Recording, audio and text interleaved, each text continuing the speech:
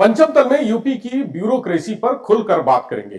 किस अधिकारी के कहां पर चर्चे हैं और अफसरशाही में अंदर खाने क्या कुछ चल रहा है, उस पर विस्तार से चर्चा होगी। सरकार में कौन से बड़े फैसले हुए और उनका क्या असर होगा, आने वाले समय में क्या कुछ बड़ा होने वाला है, इसकी जमीनी स्तर पर पड़ताल होगी।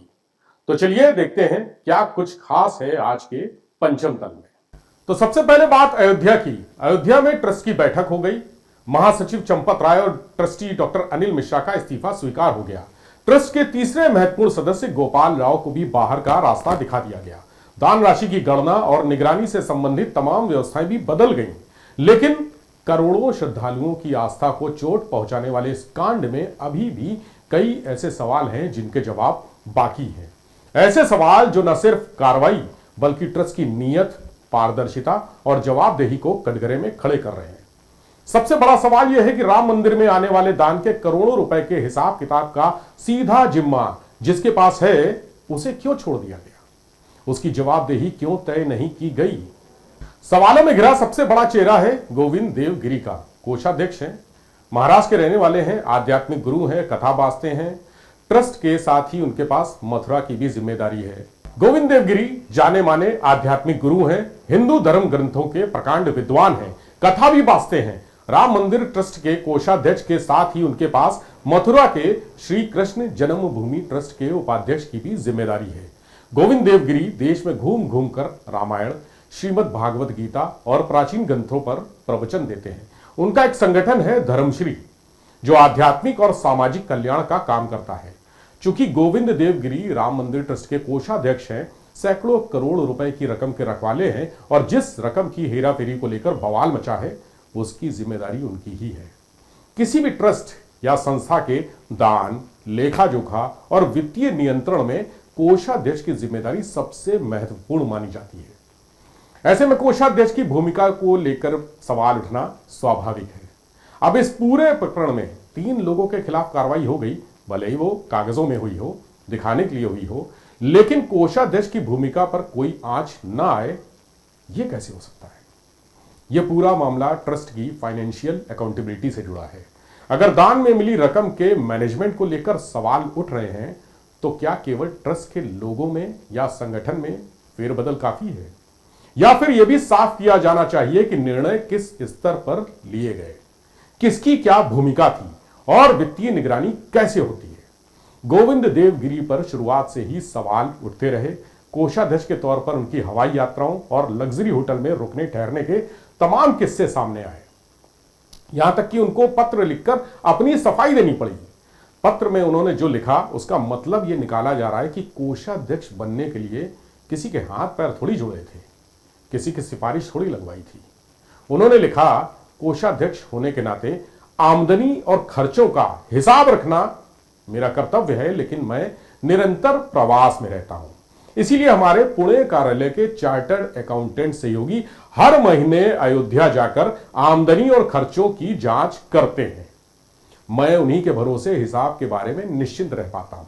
उन्होंने लिखा कि राम मंदिर की तरफ से जो खर्च होते हैं वो सीधे बैंक से होते हैं। मैं अधिकृत हस्ताक्षरकर्ता नहीं हूं। हमारे पास कोई चेकबुक नहीं है, पेमेंट कभी कैश में नहीं होते। गणना के बारे में उन्होंने लिखा कि राम भक्त हुंडी में जो चढ़ावा या दान देते हैं, उस रकम को जहां गिना जाता है उस क्षेत्र से आरंभ से ही उनका कोई संबंध नहीं रहा। उन्होंने लिखा कि मैं तो पुणे में रहता हूं, कथा बांटने के लिए निरंतर प्रवास करता रहता हूं। मंदिर का चढ़ावा गिनने का काम रोज का है, उसे ट्रस्ट के बंधु ही देखते रहे हैं। गोविंद देव गिरी ने स्वीकार किया कि गणना टीम की जो एसओपी है वो ट्रस्ट ने स्टेट बैंक ऑफ इंडिया के साथ मिलकर बनाई है और पिछले महीने ही उनको ये एसओपी दिखाई गई। अब इस पत्र में लिखी भाषा में आपको क्या समझ में आ रहा है? भाई, मुझे तो यही लग रहा है कि कोषाध्यक्ष होने के बाद भी उनका ना कोष से कोई लेना देना था, ना कोष की व्यवस्थाओं से। ट्रस्ट में एक महत्वपूर्ण पद पर होने के बावजूद वो मिस्टर खामुखा है। यह बात अलग है कि ट्रस्ट के कुछ सदस्य, मंदिर आंदोलन से जुड़े हुए पुराने लोग, अयोध्या के साधु संत समाज के लोग और विपक्ष के नेता उनके पत्र और उनकी भूमिका से कतई सहमत नहीं है। शंकराचार्य स्वामी अविमुक्तेश्वरानंद सरस्वती ने भी गोविंद देव गिरी पर सवाल उठाए हैं। उन्होंने साफ कहा कि दान चोरी, हेराफेरी या गबन के मामले में मुख्य जिम्मेदारी ट्रस्ट के कोषाध्यक्ष ही है। अनिल मिश्रा और चंपत राय का नंबर तो बाद में आता है।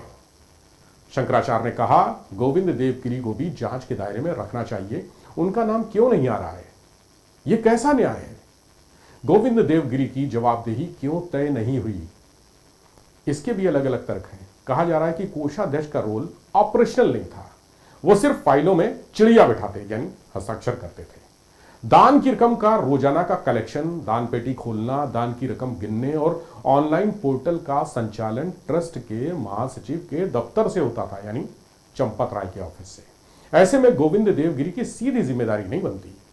कोषाध्यक्ष के खातों में भी सीधी गड़बड़ी के कोई साक्ष्य नहीं मिले। ट्रस्ट के कुछ पदाधिकारी यह भी मानते हैं कि एक साथ टॉप 3 पद खाली करने से ट्रस्ट का कामकाज ठप हो जाता, इसलिए 2 प्रमुख लोगों पर ठीकरा फोड़ते हुए उनसे इस्तीफा ले लिया गया और कोषाध्यक्ष को वेट एंड वॉच की कैटेगरी में डाल दिया गया। लेकिन सवाल तो अभी भी वही है, जब सिस्टम फेल हुआ तो सिर्फ 2 लोगों को जिम्मेदार कैसे मान लिया गया? जिसके पास खजाने की तिजोरी की चाबी है, वो जिम्मेदार क्यों नहीं? कोषाध्यक्ष को क्लीन चिट कैसे दे दी गई? और क्लीन चिट देने का अधिकार किसको है? इसका आधार क्या है? अब बहस यह है कि क्या केवल चंपत राय, अनिल मिश्रा और गोपाल राव के ट्रस्ट से हट जाने से यह पूरा विवाद खत्म हो जाएगा, या फिर उन्हीं गोविंद देवगिरी की भूमिका मानकों पर परखी जाएगी? वो मानक जो बाकी लोगों के लिए थे, क्या वही मानक गोविंद देवगिरी के लिए होंगे? अब बात समाजवादी पार्टी के मुखिया अखिलेश यादव और शंकराचार्य स्वामी अविमुक्तेश्वरानंद सरस्वती की उस मुलाकात की जिसने उत्तर प्रदेश के राजनीतिक और धार्मिक गलियारों में नई बहस छेड़ दी है। शंकराचार्य बीते दिनों लखनऊ में थे। अखिलेश यादव उनसे मिलने गए, जमीन पर बैठकर उनका आशीर्वाद लिया, तमाम मुद्दों पर चर्चा की। उसके बाद असली और नकली संतों वाला बयान देकर भाजपा और उससे जुड़े नेताओं पर निशाना साधा। अखिलेश यादव और शंकराचार्य स्वामी अविमुक्तेश्वरानंद सरस्वती की यह मुलाकात महज एक शिष्टाचार भेंट नहीं थी, बल्कि इसके पीछे गहरे राजनीतिक निहितार्थ और धार्मिक समीकरण छिपे हैं। अयोध्या के राम मंदिर में दान और चंदा कांड के बाद यह मुलाकात सूबे की राजनीति के सियासी समीकरण बदलने वाली कही जा रही है। यह भी कहा जा रहा है कि 2027 का चुनाव जनता के मुद्दों का चुनाव नहीं होगा, यह भावनाओं, प्रतीकों और भरोसे की भी लड़ाई होगी। और अखिलेश यादव पीडीए का सामाजिक समीकरण साधने के साथ साथ धर्म और आस्था का सम्मान करके सनातन को भी साथ लेने की रणनीति बना रहे हैं। भाजपा हमेशा सपा और खासकर अखिलेश यादव पर आरोप लगाती रही है कि वो अयोध्या रामलला के दर्शन करने क्यों नहीं जाते। चाहे चुनावी जनसभा हो या कोई और मंच, भाजपा अपने बयानों में यह मुद्दा लगातार उठाती रही है कि अखिलेश यादव राम मंदिर से दूरी बनाते हैं, सनातन के विरोधी हैं। लेकिन बीते कुछ महीनों में तस्वीर बदली है। अखिलेश यादव इटावा में यमुना नदी के तट पर केदारेश्वर महादेव मंदिर का निर्माण करा रहे हैं। रामनवमी के अवसर पर अखिलेश यादव ने इस मंदिर में रामलला की मूर्ति भी स्थापित की थी। बीते दिनों बड़ा मंगल पर वो भंडारों में जाकर प्रसाद बांट रहे थे। हाल ही में उनकी पत्नी सांसद डिंपल यादव बच्चों के साथ वाराणसी गई और वहां काशी विश्वनाथ, काल भैरव के साथ ही संकट मोचन मंदिर में दर्शन पूजन किया। अखिलेश यादव सीधे तौर पर राम मंदिर के निर्माण या भगवान राम की आस्था पर सवाल उठाने से बचते रहे हैं। उनकी राजनीतिक आलोचना हमेशा सरकार, व्यवस्थाओं या नीतिगत मुद्दों पर केंद्रित रही है। लेकिन जब से राम मंदिर के दान में हेराफेरी का मामला उठा है, तब से अखिलेश यादव को सरकार को घेरने का एक नया मंच मिल गया है। भगवान श्री राम के करोड़ों श्रद्धालुओं की आस्था से खिलवाड़ के मामले में अखिलेश यादव सरकार और भाजपा की घेराबंदी का कोई मौका नहीं चूक रहे। राजनीतिक जानकारों का मानना है कि अखिलेश यादव ने भाजपा की ही तर्ज पर आपदा को अवसर बनाते हुए हिंदुत्व की राजनीति को नई परिभाषा में चुनौती देने की तैयारी कर ली है। भाजपा की सबसे बड़ी पहचान राम मंदिर और हिंदुत्व है, तो सपा की सबसे बड़ी ताकत पीडीए का सामाजिक समीकरण है। शंकराचार्य से मुलाकात करके अखिलेश यादव ने इन दोनों धाराओं के बीच पुल बनाने की कोशिश की है। यह संदेश है कि सपा अब अपनी छवि बदलने की कोशिश कर रही है। सपा के एजेंडे में अब पीडीए भी है और सनातन भी, यानी सामाजिक न्याय की राजनीति के साथ साथ धर्म और आस्था का पूरा सम्मान। यही वजह है करोड़ों श्रद्धालुओं की आस्था के इस मुद्दे पर अखिलेश यादव मुखर हैं। हालांकि उनके निशाने पर राम मंदिर नहीं है, मंदिर का प्रबंधन है। अखिलेश यादव मंदिर के प्रबंधन पर सवाल उठा रहे हैं, व्यवस्थाओं को कटघरे में खड़ा कर रहे हैं। यहां अखिलेश की रणनीति साफ दिखाई देती है, आस्था को छुए बगैर जवाबदेही की राजनीति। इशारा साफ है, राम हमारे भी हैं, लेकिन अगर मंदिर में कोई गड़बड़ी हुई तो जवाब कौन देगा, जिम्मेदारी किसकी होगी। अखिलेश का यही सवाल पूरे विपक्ष के लिए राजनीतिक अवसर बन गया है। यहां यह बताना जरूरी है कि भाजपा के लिए राम मंदिर केवल चुनावी मुद्दा नहीं है, यह उसकी वैचारिक पहचान भी है। ऐसे में अखिलेश यादव अगर धार्मिक प्रतीकों से दूरी खत्म कर देते हैं और केवल पारदर्शिता और जवाबदेही का मुद्दा उठाते हैं तो राजनीतिक बहस का स्वर ही बदल सकता है और 2027 का चुनाव इसी पर होने जा रहा है।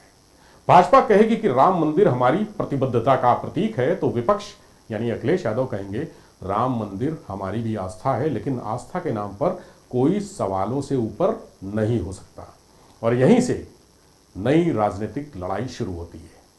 पीडीए समाजवादी पार्टी का सबसे बड़ा चुनावी फार्मूला है, लेकिन यूपी की राजनीति में सिर्फ सामाजिक समीकरण काफी नहीं माने जाते। यहां धार्मिक प्रतीक और आस्था भी चुनावी रणनीति का अहम हिस्सा है।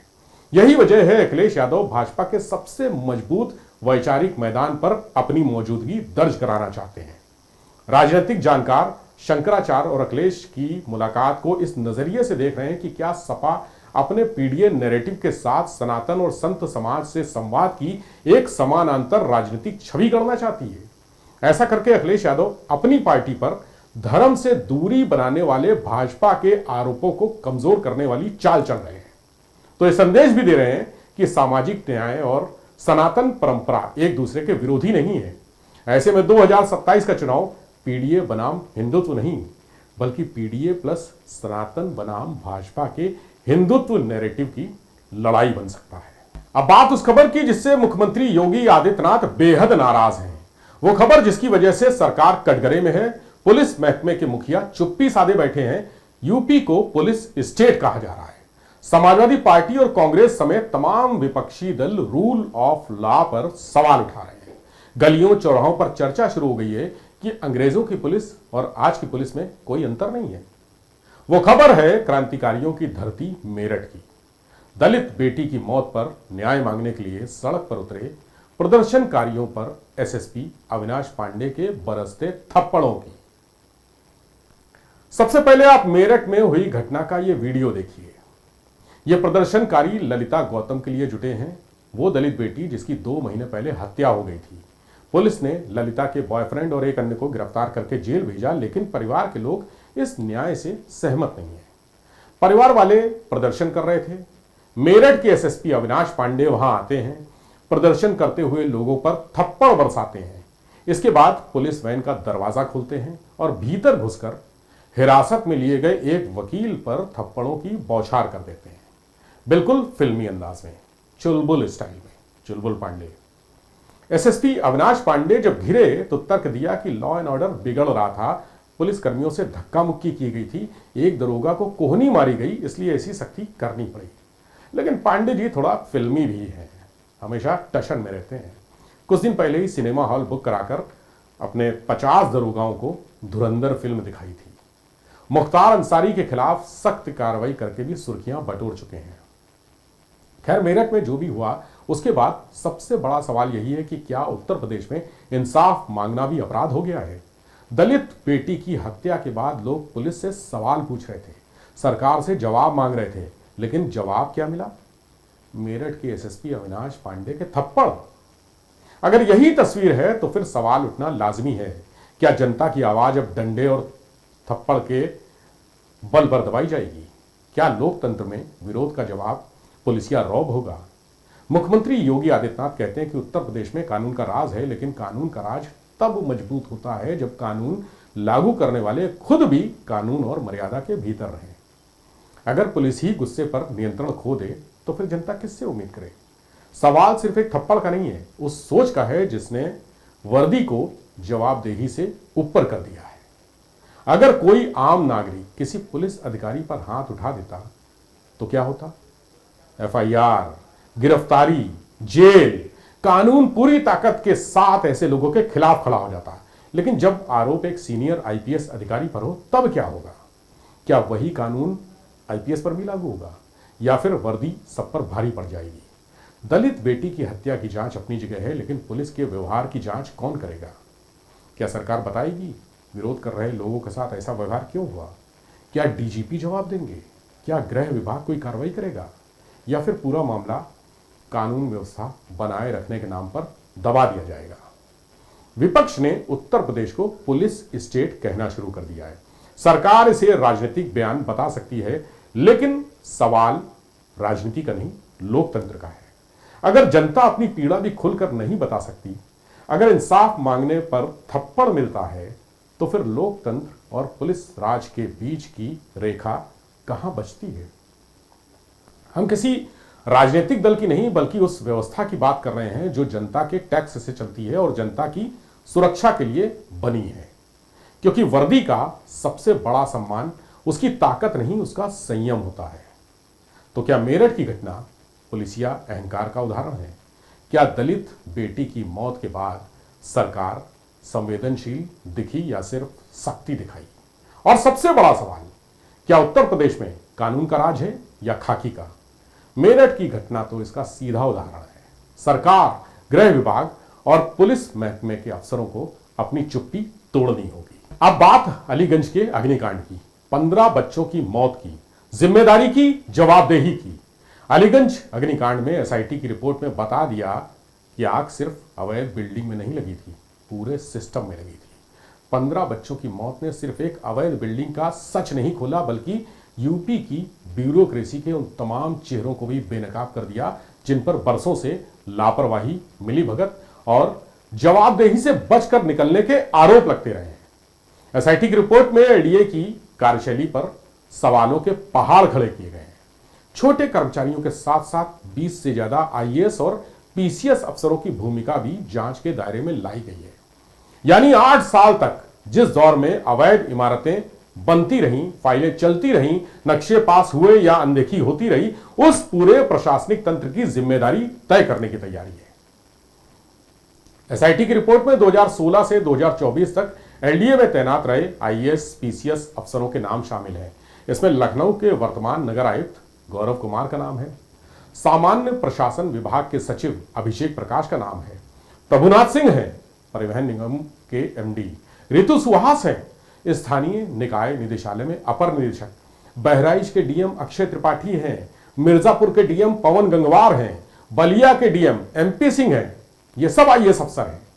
रिटायर्ड आईएएस अधिकारी सत्येंद्र सिंह यादव, शिवाकांत द्विवेदी, श्रीश चंद्र वर्मा के भी नाम रिपोर्ट में है। पीसीएस अफसर विपिन शिवहरे, प्रभाकर सिंह, संगीता राघव, सुशील प्रताप, अमित राठौर, श्रद्धा चौधरी, प्रिया सिंह, डीके सिंह, वीबी मिश्रा के नाम भी रिपोर्ट में है। ये सभी अफसर एलडीए में वीसी के साथ सचिव या अन्य पदों पर रह चुके हैं। इसके अलावा एलडीए के 50 से अधिक जूनियर और सहायक इंजीनियरों की भूमिका भी जांच के घेरे में है। दरअसल एसआईटी 2016 से 2024 के बीच जोन 4 और 5 में तैनात रहे अफसरों का रिकॉर्ड खंगाल रही है। वही जहां 15 बच्चों की मौत वाली वो शापित बिल्डिंग जली हुई खड़ी है। जांच इस बात पर केंद्रित है कि अवैध निर्माण, भवन का व्यावसायिक उपयोग और सुरक्षा मानकों में अनदेखी इतने सालों तक कैसे होती रही? जिम्मेदार अफसरों ने समय रहते कार्रवाई क्यों नहीं की? पहली बार ऐसा लग रहा है कि लखनऊ के अग्निकांड की आग सिर्फ इमारतों तक नहीं, बल्कि नौकरशाही की ऊंची कुर्सियों तक भी पहुंचने वाली है। एसआईटी की रिपोर्ट ने एक बड़ा सवाल भी खड़ा कर दिया है। क्या अवैध इमारतें सिर्फ बिल्डरों ने खड़ी की थीं, या उन्हें खड़ा होने देने वाली पूरी अफसरशाही भी उतनी ही जिम्मेदार है? हालांकि रिपोर्ट से साफ है कि 15 बच्चों की मौत के बाद अब अफसरों की बारी है। अवैध निर्माण पर पहली बार आईएएस, पीसीएस अफसरों की जवाबदेही तय करने की तैयारी है। अग्निकांड में 15 मासूम बच्चों की मौत ने जिस सिस्टम की पोल खोली थी, अब उसी सिस्टम के सबसे ताकतवर चेहरों पर शिकंजा कसा जाएगा। सालों तक अवैध निर्माण पर आंखें मूंदने वाले अफसरों से अब जवाब मांगा जाएगा। सवाल सिर्फ इतना नहीं है कि अवैध इमारत बनी कैसे, बल्कि यह भी है कि जब हर मंजिल, हर नक्शा और हर निर्माण सरकारी निगरानी में होता है, तब आखिर पूरा प्रशासन करता क्या रहा? एसआईटी की रिपोर्ट ने पहली बार सीधे नौकरशाही के शीर्ष स्तर तक जवाबदेही की लकीर खींच दी है। पंचम तल के सूत्रों के मुताबिक रिपोर्ट में किसी अफसर को दोषी नहीं ठहराया गया है, लेकिन उन सभी सीनियर अफसरों का उल्लेख है जिनके कार्यकाल के दौरान अवैध बिल्डिंग बनी थी। अवैध निर्माण और निगरानी में उनकी कथित चूक की पड़ताल होगी। रिपोर्ट में एनडीए के 100 से अधिक कर्मचारियों के नाम भी शामिल हैं। 14 अधिशासी अभियंता हैं, सहायक अभियंता हैं और 52 अवर अभियंता हैं। इन सबकी भूमिका की जांच होगी। रिपोर्ट में बड़ी संख्या में इंजीनियरों के खिलाफ कार्रवाई की सिफारिश की गई है। बहुत जल्द आरोपित अधिकारियों को नोटिस जारी करके जवाब मांगने की तैयारी की जा रही है। सबसे बड़ा सवाल यही है कि अगर इतने बड़े पैमाने पर अवैध निर्माण हुए तो क्या यह केवल निचले स्तर की लापरवाही थी? एनडीए जैसी संस्था में हर निर्माण की जानकारी फाइलों से होकर गुजरती है। नक्शे, निरीक्षण, नोटिस, सीलिंग और कार्रवाई, हर प्रक्रिया अफसरों की निगरानी में होती है। फिर सालों तक नियमों को ताक पर रखकर इमारतें कैसे खड़ी होती रहीं? क्या सिस्टम सो रहा था या फिर सिस्टम ने जानबूझकर आंखें बंद कर रखी थी? हर बड़े हादसे के बाद बुलडोजर चलता है, छोटे कर्मचारियों पर कार्रवाई होती है और कुछ दिनों बाद मामला ठंडा पड़ जाता है। लेकिन इस बार सवाल सीधे उन अफसरों से पूछा जा रहा है जो सालों तक निर्णय लेने वाली कुर्सियों पर बैठे रहे। अगर एसआईटी की सिफारिशों पर निष्पक्ष कार्रवाई होती है तो यह संदेश जाएगा कि सरकारी कुर्सी जिम्मेदारी से ऊपर नहीं है। अब निगाहें सरकार पर हैं। क्या यह जांच केवल नोटिस और जवाब तलब तक सीमित रहेगी या फिर उन अधिकारियों के खिलाफ भी कठोर कार्रवाई होगी जिनके कार्यकाल में नियमों की अनदेखी ने 15 मासूम जिंदगियों की कीमत वसूल ली? क्योंकि अगर जवाबदेही सिर्फ जूनियर इंजीनियरों तक सिमट गई तो यह रिपोर्ट भी उन कई जांचों की तरह फाइलों में दफन होकर रह जाएगी। लेकिन अगर पहली बार बड़े अफसरों की जवाबदेही वास्तव में तय हुई तो ये यूपी की ब्यूरोक्रेसी के लिए एक बड़ा और ऐतिहासिक संदेश होगा कि लापरवाही की कीमत अब सिर्फ जनता नहीं, अफसरों को भी चुकानी होगी। तो फिलहाल आज के पंचम तल में इतना ही। अगले सप्ताह कुछ और अच्छी और रोचक खबरों के साथ मैं हाजिर होऊंगा। तब तक देखते रहिए आज की खबर।